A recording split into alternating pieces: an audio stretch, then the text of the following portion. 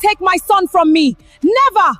I sacrificed everything for him. I suffered for that boy. Who are you? Who are you to come and take what I built? Who am I? I am the woman your son chose. With his own eyes, with his own heart, with nobody forcing him. He does not know what he chose. You bewitched him. You used him. A mother knows these things. You want to talk about sacrifice? I have been observing your attacks for 3 months, ma. The caterer, the decorator, my dress, the phone calls to his family. I said nothing. I kept planning this wedding. I kept choosing your son because I love him. But hear me clearly tonight. In front of everyone you invited, I will not spend my marriage competing with his mother for a place in his life. That is not what love looks like. And somewhere inside you, you know that. Let's go.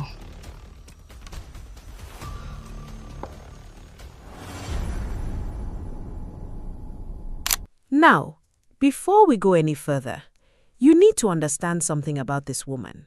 Mama John was not a wicked woman.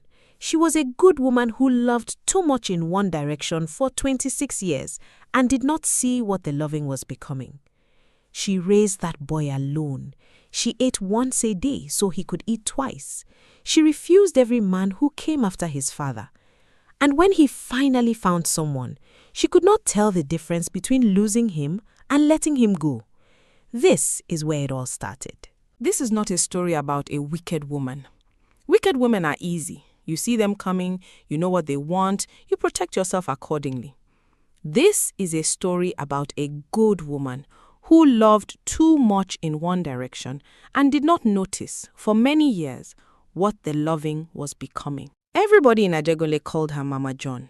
Not because she had introduced herself that way. She had a name, Adunola, a fine Yoruba name her mother had given her with intention. But when her husband Biodun died of a cardiac event on a Tuesday morning in 1998, leaving her with a 5-year-old boy and a 1-room apartment and a debt to a fabric supplier that she had spent the next 3 years paying off in installments, she had reorganized her entire identity around the one thing that remained. The name followed naturally. She was Mama John. Everything else was secondary. Biodun's death had been the kind of event that broke some women and clarified others. It clarified Adunola with the specific efficiency of a woman who could not afford to be broken because a 5-year-old was watching and needed to be fed. She grieved quickly and practically. 3 days of real crying, then she washed her face and went to the market and came back with vegetables to sell and a plan that had 3 items on it.